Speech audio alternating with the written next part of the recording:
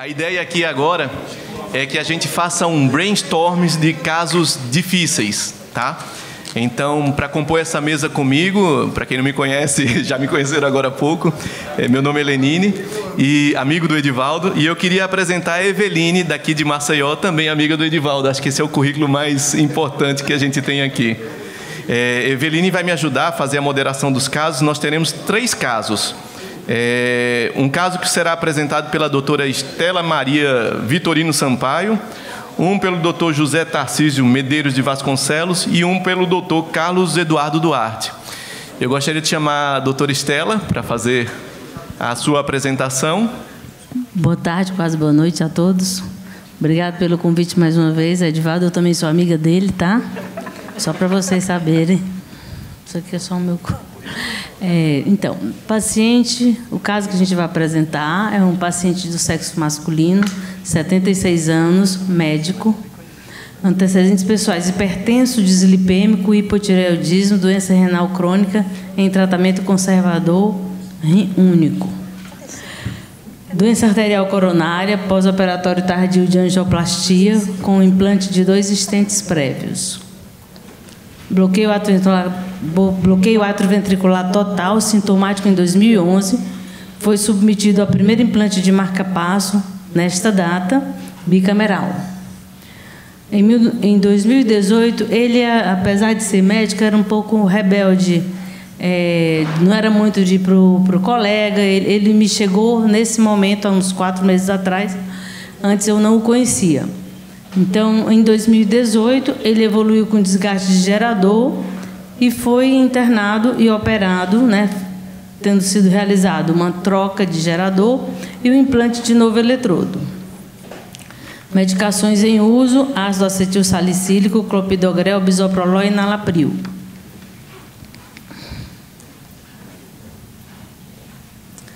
Ele vinha com vários episódios de síncope e tinha ido a uns colegas médicos, ou cardiologista, ou com outra especialidade, e, segundo ele, ninguém lembrou de interrogar o dispositivo.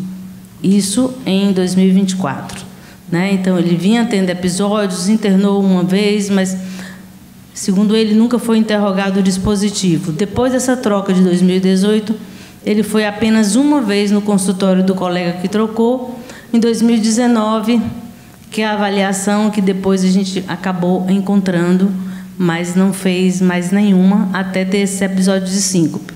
Então, fui várias vezes na emergência, e ele, quando eu o conheci, ele falou assim: doutora, manda quebrar todos esses eletrocardiogramas da Unimed. Não presta, porque eles não diagnosticam o que eu tenho. Aí eu fui me inteirar, né, do caso, e ele tinha episódio de síncope, e na hora que fazia o eletrocardiograma estava tudo normal, né? Finalmente resolveram internar para fazer uma investigação maior. E nessa interrogação, durante o ecocardiograma, ele foi fazer um ecocardiograma. Durante o eco, ele realmente sincopou no eco e foi visto que ele fez pausas. Né? Aí foi quando resolveram chamar para interrogar o dispositivo. Nisso já tinham feito um holter, solicitado um holter dele. Nesse holter ele apresentou BAVT com pausa de 2 segundos e episódio de taquicardia ventricular não sustentada, polimórfica. Né? Então, a avaliação do sistema não foi mais feito, dos eletrodos, porque ele, quando há um desgaste de gerador, na realidade vinha a informação. O gerador dele desgastou em setembro de 2023 e ainda durou até junho de 2024, foi quando realmente falhou total. Ele vinha sincopando, falhando, mas continuava funcionando, né? O eco transtorácico à beira do leito mostrou uma fração de ejeção de 50%.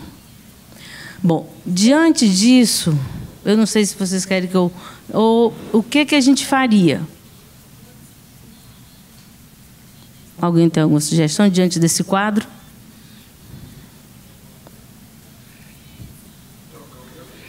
Só. E pronto. Sim, foi...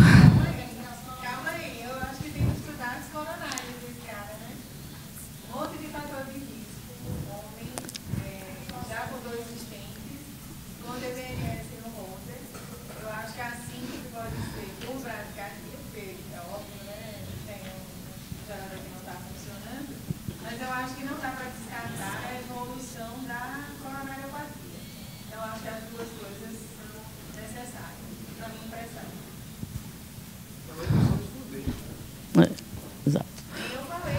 É. Não são excludentes, é verdade. Foi feito, eu não tenho aqui o cateterismo dele, mas as pontes estavam pérvias. Né? Os estentes estavam pérvios. Né? Então, opa, esse aqui é o eletro, que quando ele estava fazendo o ecocardiograma, foi registrado esse eletrocardiograma, e foi imediatamente para a hemodinâmica, foi passado o marca-passo provisório,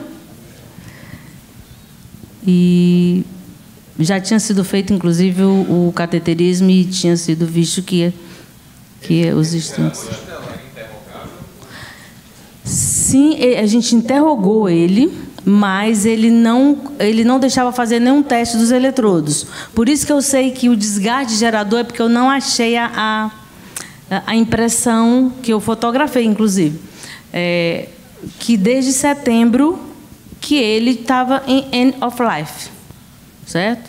E aí, como o marca-passo funciona depois de ter em final de vida de 3 a 6 meses, ele, milagrosamente, para a sorte dele, né, continuou funcionando, né, até que pifou total. Porque ele chegava no pronto-socorro, ele tinha eletro realmente de outras visitas ao pronto-socorro. Só que nessas visitas estava o ritmo sob comando bicameral. Mas isso não invalida não pedir para interrogar, né, que é uma das primeiras orientações que a gente chegou com o marca-passo. Porque 2018, o pessoal achava 2018 só 6 anos, né? Não faz nem 6 anos ainda, então deve estar bom, mas não é isso. A gente tem que ter, o paciente sincopando, tendo marca-passo, tem que interrogar, né? Alguém gostaria de fazer um comentário sobre esse eletrocardiograma? Doutor Tarcísio, com certeza. O que a gente observa nesse traçado eletrocardiográfico, Tarcísio? Na verdade, aí tem espículas, né, que não tem comando. Enfim, tanto artefato de estímulo atrial como artefato de estímulo ventricular que não geram comando nem atrial nem ventricular. Então, entra no circuito de raciocínio aí também fratura, né? Ou elevação de limiar. Agora, só que como é um gerador que está numa fase já de completa, é difícil dizer se a amplitude de pulso que ele está emitindo aí é eficaz. Esse é o primeiro aspecto, porque um paciente que já passou da fase de fim de vida, né? Assim, num primeiro momento é isso que eu veria. Agora, a conduta, marca-passo provisório, sem dúvida, colocá-lo em sala e reavaliar todo o sistema, inclusive com o teste dos eletrodos, teste da eletrodo atrial, eletrodo ventricular, e o gerador, obviamente, ser trocado, né? E deve ser um bloqueio infrarriciano, porque é uma frequência cardíaca muito baixa, né? A frequência de escape dele, ele tem uns escapes aí, né, eventuais, uma frequência muito baixa. Isso, quase nada de escape, depois ele ficou totalmente dependente. Então, a gente está diante de um eletrocardiograma onde a gente evidencia bradicardias importantes, espículas sem comando, espícula atrial e espícula ventricular, ao mesmo tempo que a gente observa nos últimos 2 batimentos aqui comando ventricular, né? Numa situação dessa, a suspeita da disfunção ventricular, da disfunção de estimulação dos eletrodos e da disfunção do gerador por desgaste de bateria se impõe. Uma coisa que ajuda muito na investigação desse perfil de paciente é você fazer o raio-x de tórax, que quando você tem alguma alteração macroscópica de lesão de eletrodo, você já consegue ter uma ideia do que está acontecendo com o paciente. E aí? Tem um dado aí que eu acho que a gente usava no passado, isso é uma coisa do conhecimento raiz. Não, a variação do tamanho da espícula. Se você voltar no eletro, você vê que tem espículas, as espículas ventriculares, por exemplo, da direita, nitidamente tem espículas menores do que as espículas da direita. As comandadas têm um artefato de estímulo maior do que as não comandadas, né? Isso era um elemento que a gente considerava como um indicativo muito forte de fratura. De você fazer essa análise de tamanho da espícula, porque às vezes o movimento respiratório ele faz com que altere um pouco, né? Então, vamos lá. Raio-x de tórax do paciente, já com marca-passo provisório e 3 eletrodos dentro do coração, né? Tem um eletrodo aqui, essa radiografia está mais ruim de ver, mas tem um eletrodo aqui atrial, com uma dobra imensa. 2 eletrodos ventriculares e esse aqui é o provisório. E agora, Esse aqui é o cabo. Tem outro. Diante disso, põe um eletrodo a mais para ficar o quarto. Sim. Não. Foi 2011, então em 2011 já não se usava mais eletrodo de fixação passiva. Acho que é a posição dele, que parece que nem o screw estava... Aqui a gente não consegue nem ver a hélice solta, né? Mas é o mesmo eletrodo, né? Agora, não fui eu que operei, senão estava no CEP. Mas não fui eu, mas isso foi em 2011, olha. O primeiro foi em 2011, não fui eu que operei, foi um colega de Fortaleza. O outro foi em 2018, foi um colega seu, mas não fui eu, tá certo? Que fez a troca com o implante de novo eletrodo, porque se eu, desde essa época, muitos anos atrás, eu já coloco em septo, não septo profundo, mas as pessoas temiam que era bobagem, né? Que hoje estão vendo que não é. Então, não fui eu. Nem eu deixaria esse eletrodo assim, não. É um comentário, não é uma crítica. Um eletrodo tão dobrado desse jeito como está o eletrodo atrial, né? Ele tem muita alça aí. Muita folga, exatamente. Então, posso ir? Alguém quer dar uma sugestão? Pode. O que vocês fariam? Botariam um eletrodo? Quem acrescentaria mais um eletrodo aí? Ou 2 eletrodos, ou iria para o outro lado, que ele já tem 3. Se os 3 tiverem... Um já está disfuncionante porque ele foi isolado. Se os outros estiverem disfuncionantes, o que vocês fariam? Se tiver os 3 disfuncionantes. Oi? Só eu estou vendo, né? Mas esse eletrodo que está aí não está um pouco deslocado, não. Eu digo, acho que é um eletrodo antigo. Mas isso que ela falou, está abandonado. Está abandonado. Está abandonado. O outro eletrodo é aquele que está funcionando no ápice, não é isso? Acredito que sim. Bom, a princípio, acha-se que sim, né? Perfeito, Estela. Vamos lá. Então, quais os exames que se pediriam, podem ser solicitados, ou qual a proposta de tratamento? Eu pedi um angiotomo para a gente visualizar os vasos, e como também uma flebografia para que a gente visse os acessos, né? E a angiotomo tem aqui o lado.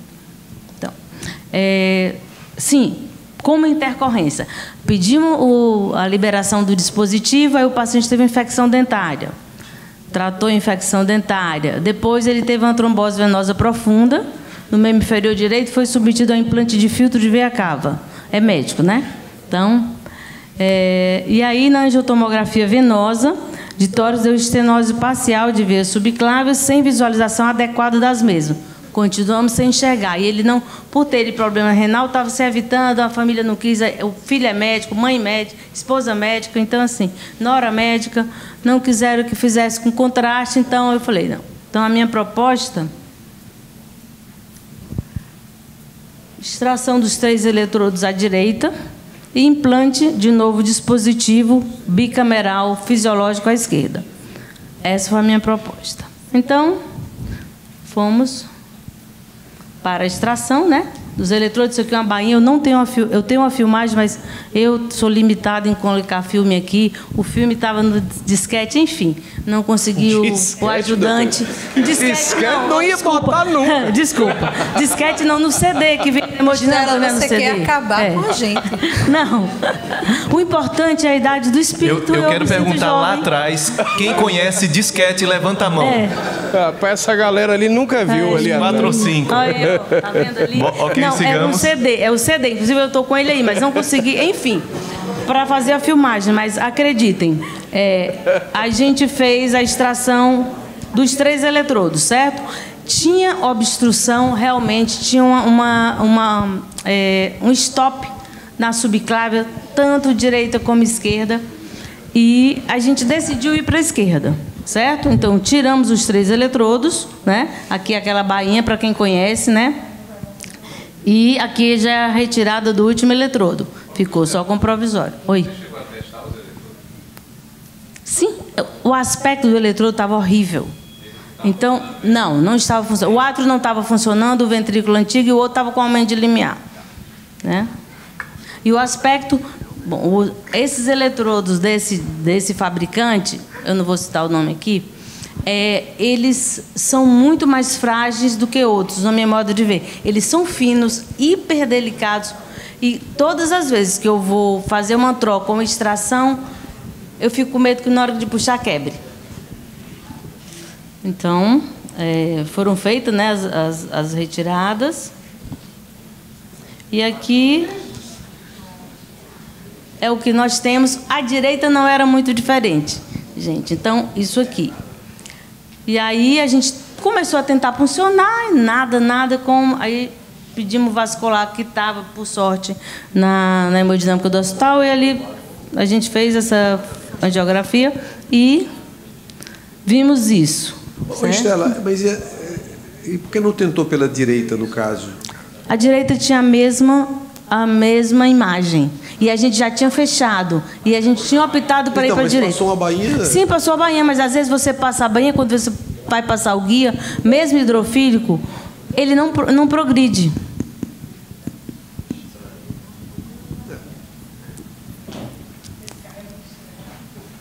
Não, por que eu optei para o I e não tentar do lado direito? Porque a gente já viu que tinha dificuldade, né, do lado direito. Por quê? Eu gosto muito de extração e faço bastante.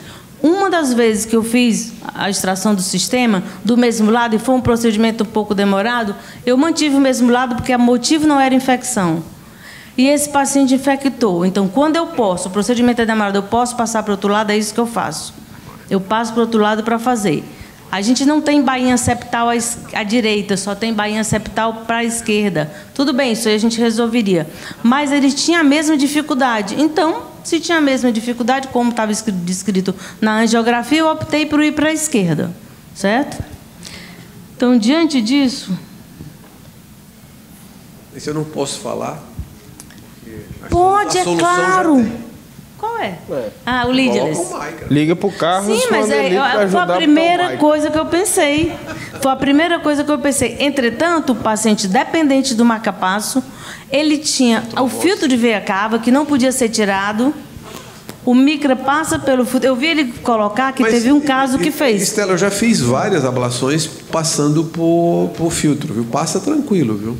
Passa super tranquilo. Inclusive, até o primeiro caso que eu fiz, há uns 10 anos atrás, eu até liguei para o vascular, ele disse, passa que você vai tranquilamente, cara. Eu não acho que o filtro de veia cava seja um empecilho. Agora, eu acredito, o Carlos aí tem uma experiência grande com extração, que você vai arrebentar completamente o filtro, né? Porque passar uma bainha 24 frentes pela veia cava inferior, aquele filtro vai ter que rever todo ele depois. Né? Eu acho que o Carlos, eu não lembro se eu cheguei a te ligar. Acho que sim.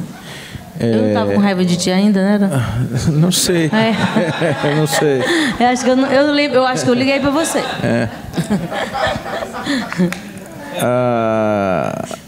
O filtro de veia cava a gente já fez em 2 casos. Tá? Um caso, o vascular recomendou que poderia até ser retirado, porque tem uns que acabam sendo retraído, ele consegue recapturar, você passa e faz de novo, e um outro não era recapturado. Esse que não foi recapturado teve uma dificuldade grande por um filtro específico, mas a gente conseguiu passar sim a bainha. Aí tinha mais um outro detalhe. O paciente dependente, aí a gente ia deixar ele com marca-passo provisório, porque não tinha outro acesso para passar um definitivo como provisório, até já aguardar a liberação do convênio. E aí a gente ficou. O que faz? O vascular estava lá, eu digo, meu filho, será que não dá para tu dilatar isso, não? Aí ele, doutora, esse negócio aí tá difícil, mas tente. Vamos tentar dilatar isso? Ele falou, de quantos frentes a senhora precisa? Eu digo, me dê 15 frentes aí de diâmetro que eu resolvo o meu problema. E aí...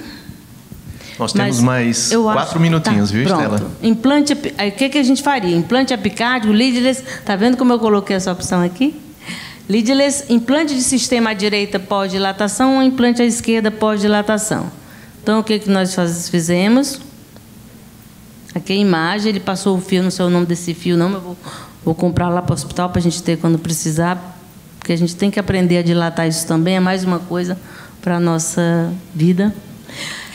Então, ele fez várias dilatações com diâmetros, cada vez diâmetros maiores, para realmente me dar acesso ao implante de um novo dispositivo. Ficou assim. E aí, após recanalização com implante de estente venoso, aí podemos implantar o marcapasso septal. Isso ficou bonito, hein? Gostou?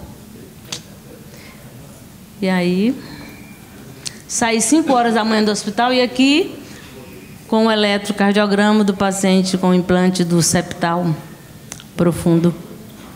E o paciente está bem, a mulher me liga todo dia para dar notícia, então, enfim. Agora ele está indo, já foi 2 vezes ao consultório, eu acho que depois desse susto ele não vai faltar mais. Mas a lição é que fica, a gente tem que tentar, sempre tem uma solução, né? Porque se eu... E eu já era quase 4 horas da manhã e a gente naquela luta ali, eu disse, não, vamos embora, não sei o que eu vou fazer, não. E aí a gente acabou dilatando, deu certo fazer, o paciente sobreviveu, está bem, então... É isso agora que a gente tem que fazer. É um tigre domesticado, né? Agora ele está. Então é isso, gente.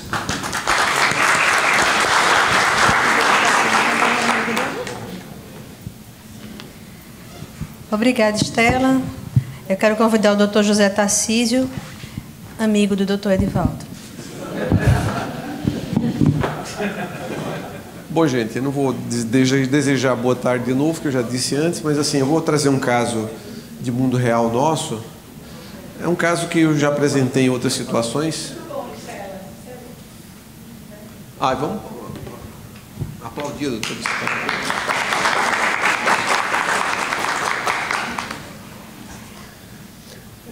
Esse é um caso de uma mulher de 53 anos de idade, é uma paciente minha de consultório, eu acompanho já há bastante tempo ela. É um caso que eu tenho um controle bem fino da situação dela. Ela tem uma cardiomiopatia não dilatada de causa indeterminada, essa paciente. Ela me veio a primeira vez há uns 15 anos atrás, não, menos, acho que uns 10 anos atrás. Ela veio ela tinha um marcapasso já, por um bloqueio atrioventricular total, tinha uma fibrilação atrial, ela tinha uma história de ter feito uma tentativa de ablação de fibrilação atrial num outro serviço, que não tinha tido sucesso. Nesse intervalo de tempo, o esposo dela mudou para o Chile, ela foi para o Chile, fizeram lá uma nova tentativa de ablação, e ela, não, aparentemente sem sucesso, e ela voltou do Chile já com o marcapasso. Eu não sei exatamente o que aconteceu, se ela tinha um bloqueio atrioventricular por alguma doença de sistema de condução, ou se foi algum acidente de procedimento. O fato é que ela chegou para mim com marcapasso e bloqueio AV total e fibrilação atrial. Aí, assim, era uma paciente jovem, na ocasião eram pouco mais de 40 anos, a gente fez um novo procedimento de ablação e chamou a atenção na ablação. Eu não vou entrar nesses detalhes porque fica muito longo, mas no procedimento de ablação a gente constata que ela tem uma cardiopatia fibrótica atrial, ela tem uma fibrose atrial monstruosa, biatrial, né, assim, de causa não estabelecida. E nós chegamos, ela evoluiu no passar do tempo nós recuperamos ritmo para ela, o procedimento de ablação foi bem sucedido, mas ela foi mantida sob anticoagulação oral durante um bom tempo. E, assim, o marcapasso ficou bem, nós chegamos até a trocar esse marcapasso por um marcapasso de estimulação septal. Ela evoluiu com uma insuficiência cardíaca com fração de ejeção preservada. A gente colocou em protocolo de investigação de doença de depósito, ela investigou amiloidose, inclusive. Nós chegamos até a biopsiar 5 fragmentos em septo, que foi negativo. Ela tem uma fibrose ventricular de causa não estabelecida. A gente até mobilizou o pessoal da BP que gosta de trabalhar com esses casos, mas não se encontrou uma razão para a miocardiopatia dela. Bom, o fato é que essa paciente ela foi mantida sob anticoagulação oral e com a pixabana. Essa medicação que ela estava em uso, o tratamento era bisoprolol, espironolactona, dapaglifosina e furosemida para tratamento da fração de injeção com fração de injeção preservada, e a pixabana 5 mg em 2 tomadas. E é uma paciente aderente, viu? Assim, ela não é uma paciente não aderente, eu não conheço bem, ela nem compra a medicação genérica porque ela não confia, ela é bem aderente. E essa paciente me telefonou num domingo e disse, olha, doutor Tarcísio, eu tive uma perda súbita da fala, não consegui falar, e depois comecei a falar, mas com dificuldade, mas voltou tudo ao normal. Aí eu disse, olha, vem para o pronto-socorro. E ela veio, não, mas eu estou bem, não, vem para o pronto-socorro. Ela veio, ela foi admitida em pronto-atendimento, ela foi colocada em protocolo de AVC, ela fez uma angiotensina cervical, encefálica sem anormalidades, e estava bem. O primeiro neurologista até estava cogitando alta, hospitalar, etc., mas decidiu por pedir uma ressonância magnética de difusão, né, que permite um diagnóstico bem mais acurado de infarto cerebral precoce, né? Então, ela tinha uma embolia, um chuveiro de trombos, né, tinha vários pontos, vários segmentos do encéfalo com esses microinfartos, né, assim, diagnosticados. Então, de fato, ela teve um acidente vascular cerebral isquêmico que, felizmente, não deixou sequelas importantes, pelo menos mensuráveis, né? Na ocasião, nós fizemos uma investigação cardiovascular mais apurada. Essa aqui é uma angiotomografia de tórax cardíaca dela, e nós constatamos uma imagem de um trombo, né, no apêndice atrial esquerdo. Essa imagem é uma imagem colhida de primeira passagem, né? Mas vocês percebem, a gente tem que ter muita crítica com a avaliação de tomografia de apêndice, porque na primeira passagem, às vezes, essa falha de preenchimento é por fluxo lento, né, por fluxo lento do sangue mesmo, né? E assim, mas essa imagem ela persiste também na fase tardia de obtenção. Então, isso, 2 trombos identificados, ou na porção distal ou na porção média do apêndice atrial esquerdo. E essa foi a situação que foi encontrada nela, numa paciente aderente sob uso regular de apixabana 5 mg 2 vezes ao dia. Tá? Esse é o cenário que foi desenhado no caso dela. Então, AVCI cardioembólico, em chuveiro, na vigência de uso de apixabana, trombo em apêndice atrial esquerdo, na vigência do uso de apixabana. Tá? Aí a questão que se põe, o que fazer com esse caso?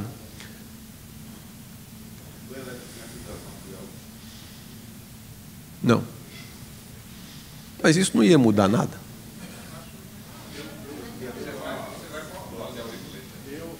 Dependendo do esofágico, se você fizer isso, a depender Eu penso que... A depender do ecocardiograma transesofágico, se você tiver uma anatomia favorável para o fechamento desse apêndice, eu assim faria.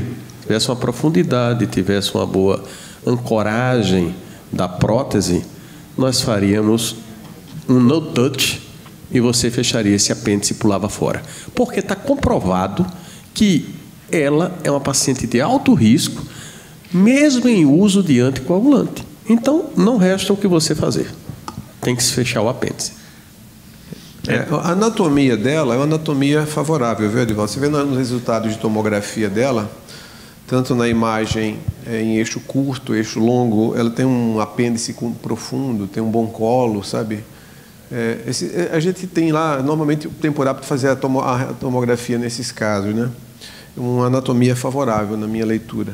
Tarcísio, Oi. Só um comentário. A gente está pensando de uma forma bem mecânica aqui, mas é importante a gente entender que a gente está diante de uma paciente que tem uma cardiopatia não identificada, quer dizer, de uma etiologia não esclarecida, paciente altamente esclarecida, em uso de terapia medicamentosa apropriada, numa anticoagulação apropriada também. E a primeira pergunta que você tem que fazer, partindo do pressuposto de que ela está usando a medicação adequada, é se ela tem alguma contraindicação para aquele tipo de medicação específico, né? A gente sabe que síndrome de anticorpo antifosfolípide, por exemplo, para a rivaroxabana, é uma contraindicação absoluta, e a gente não tem a certeza disso para a apixabana, né? Então, você está diante de uma situação em que você tem que pensar também que tipo de anticoagulação você vai dar para ela. E você não pode esquecer que, nesse momento, você tem também que pensar em varfarina, tá certo? Então, do ponto de vista de estratégias de anticoagulação, você teria a possibilidade de evolução dessa anticoagulação para um anticoagulante de forma mais potente. A dabigatrana tem essa capacidade.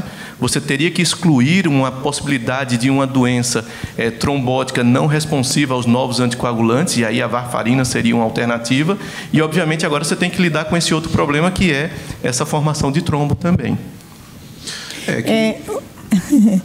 Eu queria parabenizá-lo, achei esse caso extraordinário, porque, na realidade, ele representa uma situação muito pouco frequente na clínica e para a qual não existem diretrizes específicas, não é? Eu concordo que a oclusão do apêndice atrial esquerdo é mandatória, mas tem que manter a anticoagulação, mas o que eu acho que é importante você nos ensinar é como você fez a anticoagulação para resolver o trombo antes de fechar o apêndice, porque, na realidade, fechar o apêndice com um trombo é uma contraindicação formal a essa estratégia, não é?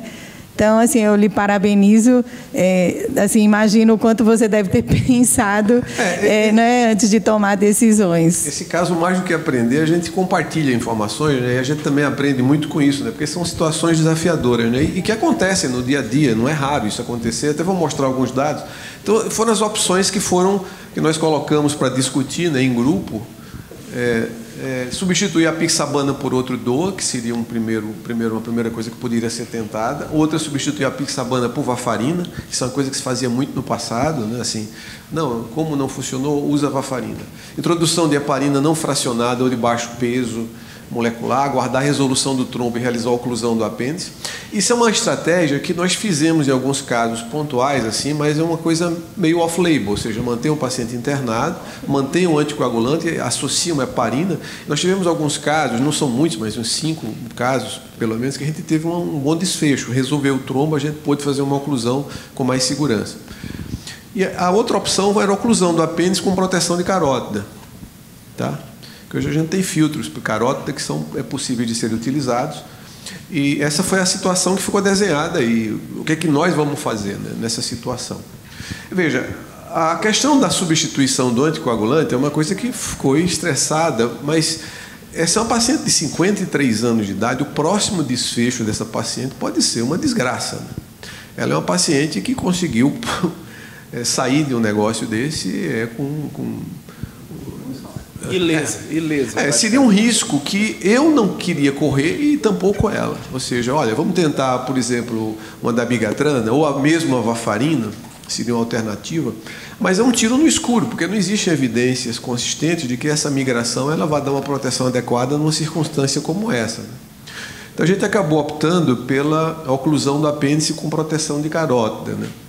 Que é um procedimento que a oclusão a gente já faz há bastante tempo, mas a proteção de carótida é uma coisa que a gente tem incorporado às nossas experiências nessas situações, até porque, como a gente é um serviço de ponto final, a gente recebe, não raramente, pacientes com essas características. São os abacaxis que vêm para a gente, né? Então, bom, a gente utilizou esse sistema da Boston, né, que é o Sentinel, é um filtro que é introduzido pela artéria radial direita. Ele tem que ser pela radial direita, porque ele protege o tronco braquicefálico. E assim, um dos filtros protege o tronco braquicefálico, consequentemente protegendo a carótida direita e a vertebral direita, e o outro filtro ele vai para a carótida esquerda, né? Então são 2 filtros, tronco braquicefálico e carótida esquerda. E nós fizemos bom, o trombo visualizado aqui no eco transoperatório, né, um trombo apical, né? O dilema nosso é que havia um trombo um pouco mais medial, porque existe experiência com oclusão de apêndice com trombo, inclusive até o Edivaldo tem algumas experiências também, mas normalmente os trombos mais distais, né? Assim, você manipula muito por essa técnica chamada no touch, que ele falou, que é uma técnica que se preconiza nessas situações. Mas nesse caso a gente bom, a técnica empregada é a mesma, né? Essa técnica que o Edivaldo falou, a gente abre, na verdade, o dispositivo no átrio esquerdo. Porque a técnica tradicional, a gente entra no apêndice para abrir. Aqui não, a gente abre no átrio e introduz o dispositivo, como ele foi feito aqui, que vocês podem ver, né? A gente já entra e já abre imediatamente. Essa é uma técnica que permite que você coloque uma rolha no apêndice logo na primeira entrada. Mas, às vezes, isso aconteceu nesse caso, a anatomia não é favorável, ou seja, às vezes você tem que fazer recaptura para colocar, e nesse caso nós tivemos uma recaptura, porque essa primeira liberação ela não foi efetiva. Foi feita a recaptura, não ficou, houve um subdimensionamento da prótese, e ela ficou com um escape significativo. Então, nós fizemos uma recaptura do dispositivo e implantamos um dispositivo de maior diâmetro. Esse dispositivo de maior diâmetro, ele ficou com um certo shoulder, um certo ombro, mas ele completamente, vocês percebam que ele ocluiu o apêndice. Note que é um apêndice de anatomia complexa, ele tem uns lobos acessórios aqui, está vendo? Esse é o resultado final do procedimento. E, obviamente, bom, esse aqui é o resultado do eco também, o aspecto ecográfico final. Tem um pequeno ombro aqui em direção à mitral, mas esse ombro ele tem menos do que 1/3 da profundidade da prótese, então é aceitável. E essa paciente, quando nós recolhemos o filtro, vejam os debris, olha. O trombo branco, na verdade, né? Não é trombo vermelho, né? E é isso que a gente estava discutindo, inclusive, com o pessoal da hemodinâmica, porque possivelmente essas embolias não são para o trombo vermelho, é trombo branco, é aquela lama que fica ao redor do próprio trombo original. Aquele trombo original ele fica consolidado dentro do apêndice, né? Então, vocês notem, a gente não sabe até que ponto esses debris gerariam um acidente vascular cerebral isquêmico importante. É possível até que fossem eventos assintomáticos, mas não dá para ficar muito feliz com uma cena como essa. Isso demonstrou a importância da proteção de carótida, mesmo tendo utilizado toda essa estratégia que foi traçada, né? Essa paciente ela foi mantida com anticoagulante, não tem contraindicação, até porque ela tem uma cardiopatia fibrótica atrial, que é uma doença difusa, e assim nós mantivemos, inclusive até para proteção do próprio dispositivo, porque existe o chamado DRT, o Device Related Thrombus, né, que é o trombo sobre o device, que pode acontecer nos primeiros meses de implante. A gente tem que manter o paciente anticoagulado. Bom, isso aqui são alguns dados só de informação, né? Vocês notem que mesmo em pacientes com anticoagulação crônica aderentes, na verdade, a taxa de trombose em apêndice não é baixa, 7,3%. Sem anticoagulação chega a 15%, né? Isso é mesmo em cenário de utilização de DOA, que não apenas a antagonista de vitamina K. Isso é uma informação muito importante que todo clínico tem que ter em mente, né? Não são raros, a gente que trabalha com intervenção percutânea, eco transoperatório, eco transesofágico, não raramente paciente anticoagulado que vem fazer ablação, que a gente não suspende mais, a anticoagulação ininterrupta, não é raro a gente encontrar trombo, né? Então, isso é muito importante. Uma outra coisa também, isso é uma compilação de informações da eficácia dos diversos anticoagulantes na resolução de trombos. Então, uma coisa que a gente acreditava, que a varfarina era uma medicação capaz de provocar resolução de trombos em pacientes que tinham trombo na vigência de uso de anticoagulantes de ação direta, isso não é bem verdadeiro. Vocês notem que o número é mais ou menos 60%. Isso é uma compilação de vários estudos, inclusive alguns estudos controlados. Vocês notem que a taxa de resolução de trombos, independentemente do anticoagulante, se situa em torno de 60%. Ou seja, aparentemente a migração de um anticoagulante para outro anticoagulante não deve ser uma boa alternativa nessas circunstâncias, né?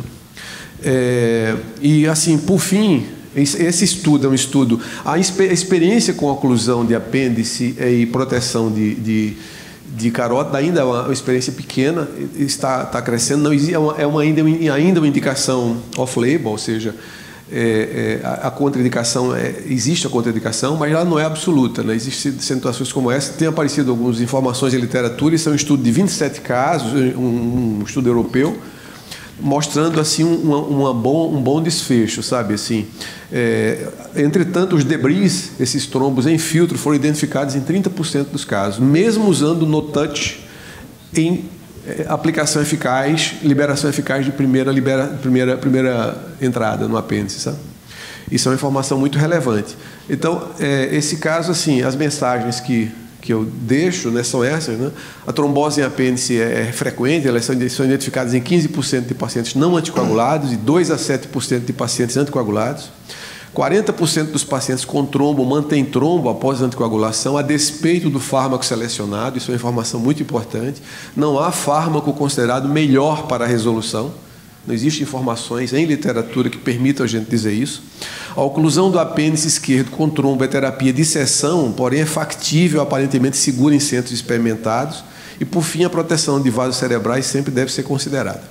Essa é a informação que eu tive. Excelente. Estela? Queria perguntar duas coisas. A gente está no limite do horário. Rapidinho. É 1 minuto. Conte aí.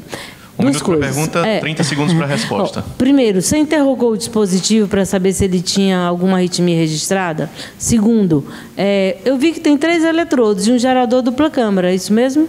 Tem um eletrodo abandonado. Vamos tirar. Interrogar o dispositivo sempre, né? Mas não tinha FA. Essa paciente, na verdade, viu, Estela, eu até tenho dúvida se ela tem sístole atrial, porque eu não consigo enxergar onda P no eletro, sabe? Essa paciente tem uma cardiopatia atrial tão avançada que eu acho que a impressão que me passa é que ela está num estado de paralisia atrial.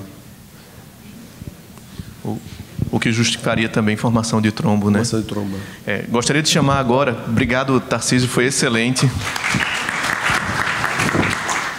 Veja que a gente não tem casos simples aqui na nossa vida, não, né? E convidado para trazer o último casinho simples, sem polêmicas, o Dr. Carlos Eduardo Duarte. Vocês já tiveram a apresentação de seu currículo e o Carlos traz uma missão grande agora, que é encerrar com chave de ouro o nosso Prone. Boa noite. O grupo completo, a pedido do Dr. Álvaro, mas ele não está aí, né? Eu queria uma foto e com saudade do seu amigo também, em detalhe, mas fica registrado que o pedido dele foi atendido. Então, o caso clínico, inicialmente, é um caso que eu até adiantei na apresentação inicial. É uma paciente de sexo feminino, 70 anos, paranaense, moradora em Rondônia, Ariquemes, e pecuarista. Queixa principal de duração, ela vinha com quadro de cansaço, né, progressivo, moderados e mínimos esforços dos últimos 6 meses. Ela disse que vinha piorando essa classe funcional nos últimos 6 meses, acompanhado dessas palpitações taquicárdicas que a incomodavam. Fazia acompanhamento cardiológico de longa data e já tinha usado diversos medicamentos sem a melhora clínica nesse período. Antecedentes pessoais: a hipertensa, dislipidêmica, hipertireoidismo, negava infarto agudo do miocárdio, mas sabidamente a filha era que acompanhava bem essa senhora, tinha um problema na coronária. Arritmia vista em Holter, de 24 horas, há 7 anos que ela tinha essa arritmia. A história familiar então era positiva para a hipertensão, morte súbita negava miocardiopatias e doença arterial coronariana. Ela chegou em uso dessas medicações contínuas, então vocês notem: olmesartana 20 mg, indapamida 1,5, Simva 40, bisoprolol 10, digoxina em dias alternados, o Eliquis, tapazol e escitalopram. Então, a paciente polimedicada.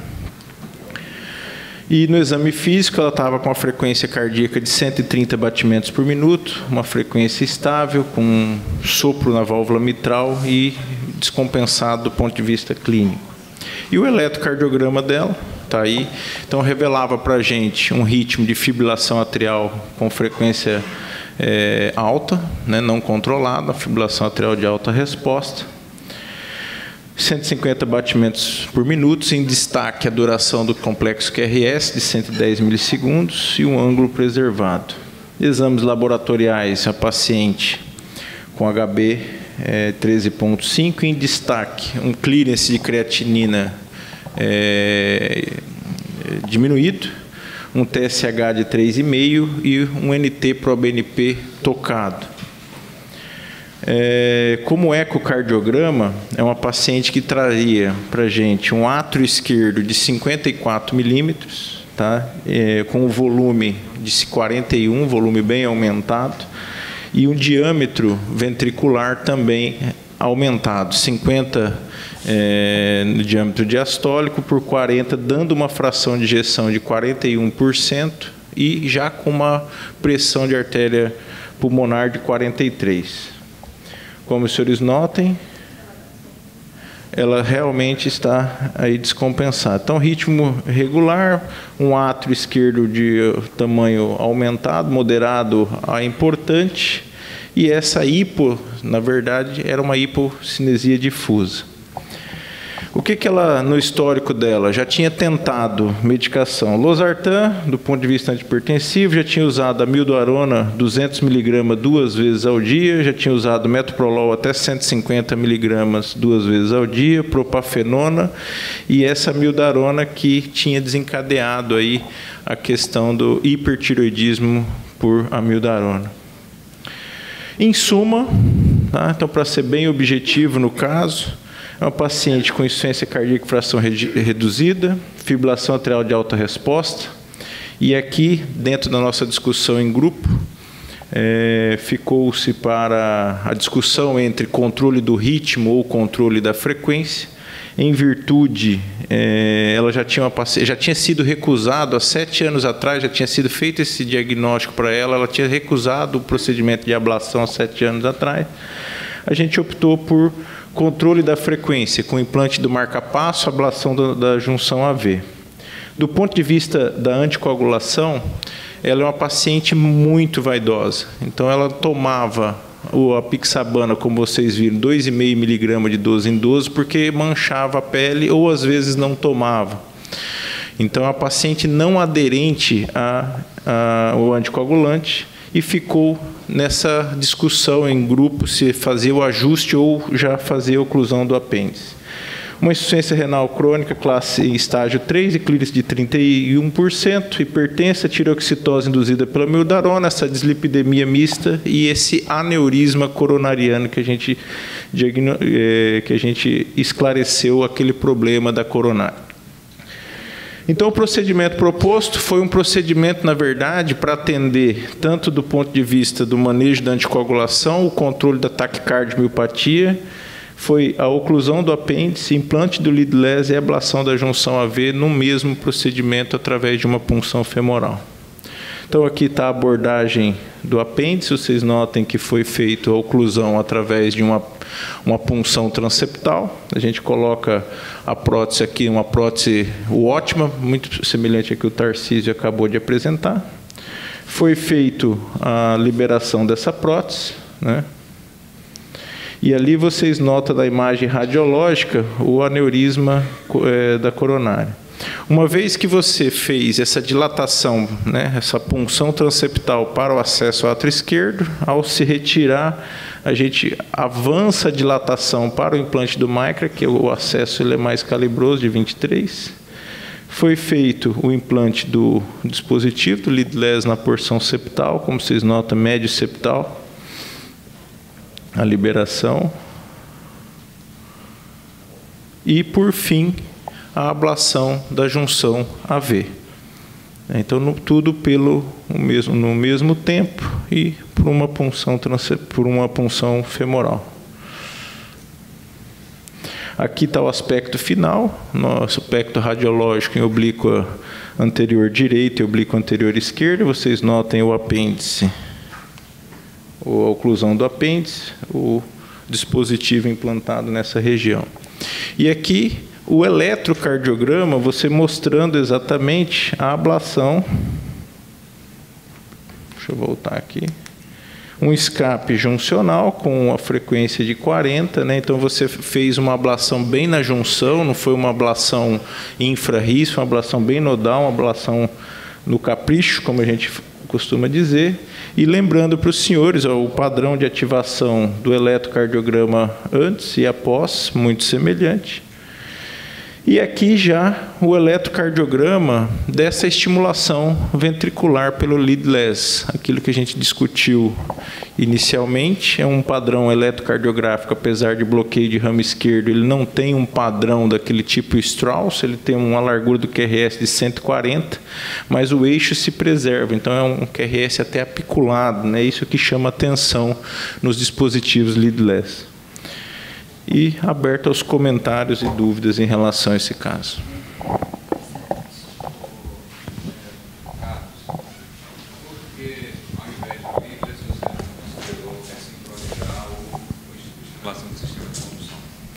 vista que a fração de ejeção era 41%.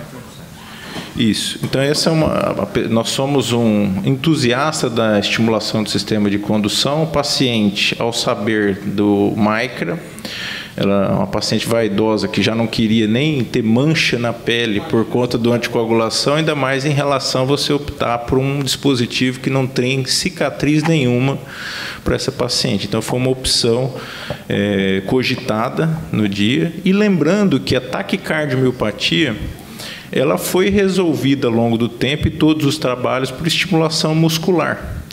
Então, por isso que nós optamos, nesse caso em especial, colocar o leadless. E você manteve com que nós deixamos só antiagregante. Depois, passado um tempo, inicialmente, né, pelo Eliquis em dose ajustada e depois o antiagregante. Sem querer ser chato, né, já sendo, mas eu, sinceramente, eu não teria concordado com essa paciente, não, porque se eu não for revascularizar um paciente multiarterial operando, porque ele só quer colocar 2 stents onde tem mais lesão, ele vai ficar inapropriadamente revascularizado. Acho que não é por aí, não, porque ela vai se sentir mais feia com o marca-passo aqui. Sinceramente, eu não concordaria com isso, não. Eu tentaria convencê-la a colocar um aparelho mais adequado para a situação dela. Mas sincronizar. O que você. Então, isso aí não tem evidência científica de que isso aí é tão bom quanto uma ressincronização, de forma nenhuma. Nem tem evidência, nem qual alternativa seria a estimulação do sistema excito-condutor. Que o QRS, notadamente, mas isso aí você está relatando uma experiência anedótica sua. Isso aí não está publicado que é tão bom ou melhor do que uma ressincronização. O QRS é mais estreito? Mas precisa que se confirme. Não é em relação ao QRS, né? Então, se você olhar, a taquicardiomiopatía é uma entidade altamente descrita, tá? E até então se foi resolvido todos os casos de taquicardiomiopatía com estimulação muscular, estimulação convencional. Não se existia na época estudo. Não há garantia de que você vai resolver essa fração de ejeção só porque vai regularizar a frequência cardíaca. Não. Eu faço ablação do 9A há milênios. Milênios que eu faço isso. Eu vi isso aí nascer. O centro onde eu treinei, em Birmingham, foi um dos primeiros que publicou um trabalho sobre isso. Tudo bem, pode reverter quando a frequência cardíaca regularizar, mas você tem uns critérios de indicação aí que vão preencher critério de indicação de um ressincronizador ou de estimulação do sistema excito-condutor. Não é de uma estimulação endocárdica direita, estimulação do sistema de excito-condutor não tem trabalhos, inclusive, em relação a isso. Você entendeu? Mas então, tem uma fração de ejeção moderadamente reduzida aí. Você tem 41% de fração de ejeção às custas de uma taquicardiomiopatía. Carlos. Aqui. Carlos, fala. E essa paciente tem quanto tempo que você fez o procedimento? Essa paciente foi feita no final de 2023. Está com que fração de ejeção atualmente? Então, eu posso dar aqui para vocês. Então, o estratégico desse caso, favorecendo aí a taxa, né, o controle da frequência, preferência em relação ao controle da frequência, uma história de fibrilação atrial de 7 anos, um átrio esquerdo grande e uma disfunção ventricular. Então, aqui, ó, o ecocardiograma dela de abril de 2024, 6 meses após, vocês notam o seguinte, ó, o átrio esquerdo 51, diâmetro diastólico diminuído e uma fração de ejeção de 55% por Simpson. Então, mostrando aqui para os senhores que a taquicardiomiopatía, ela se resolve só no controle da frequência, né? Isso está bem descrito. Ó, então, vocês notem aqui um remodelamento, a PSAP resolvida, para 24. E essa paciente, infelizmente, durante o segmento dela, ela descobre depois 2 câncer de mama e um CA renal, que está em fase de eventualmente levá-la à nefrectomia. Então, fortuitamente, foi um acerto em relação ao manejo do anticoagulante dessa paciente. Então, eu diria que um caso de taquicardiomiopatía, nesse caso, né, foi bem demonstrado que foi manejado com esse procedimento triplo, que é oclusão do apêndice, implante de marca-passo e ablação por um acesso femoral único. Esse é o caso que eu trouxe para os senhores. Carlos, muito obrigado pela sua participação. Excelente. O bom de ver isso aí é a gente entender que a medicina nos dá vários caminhos para a gente trilhar e encontrar uma solução. As diretrizes, elas estão aí para realmente serem o nosso norte, a gente deve utilizá-las para raciocinar, e a evolução, graças a Deus, foi muito boa. Gostaria de agradecer a todos os participantes, os apresentadores disso daqui, e gostaria de chamar o Dr. Edivaldo para fazer o encerramento do nosso PRONE. Bom, gente, eu gostaria de pedir um favor a todos, que sem o apoio, evidentemente, dos patrocinadores, nós não teríamos conseguido realizar esse evento. Eu gostaria de chamar aqui Gustavo Barros, representante da São Judas, que nos ajudou bastante nesse evento.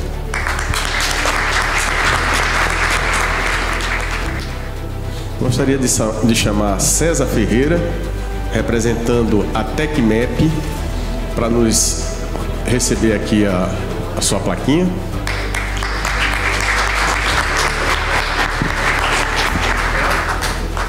Eu gostaria de chamar Cleuder Leão para receber aqui em homenagem à Eleve Med pela cooperação e patrocínio do evento.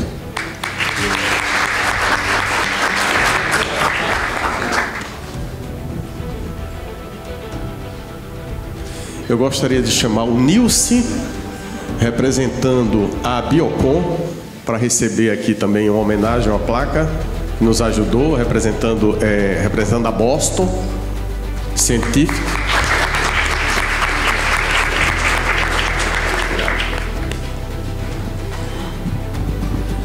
Eu gostaria de chamar o João Mendes para receber a placa em agradecimento a Boyton, que é a nossa fornecedora, um dos nossos fornecedores do fechamento do apêndice, representando a Lambre.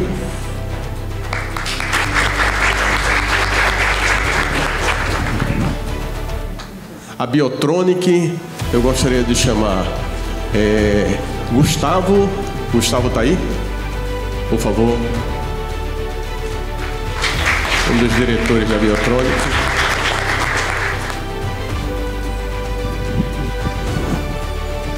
E para terminar, a Normed. Quem está aí da Normed para receber? Ana Paula, por gentileza. Chega aqui.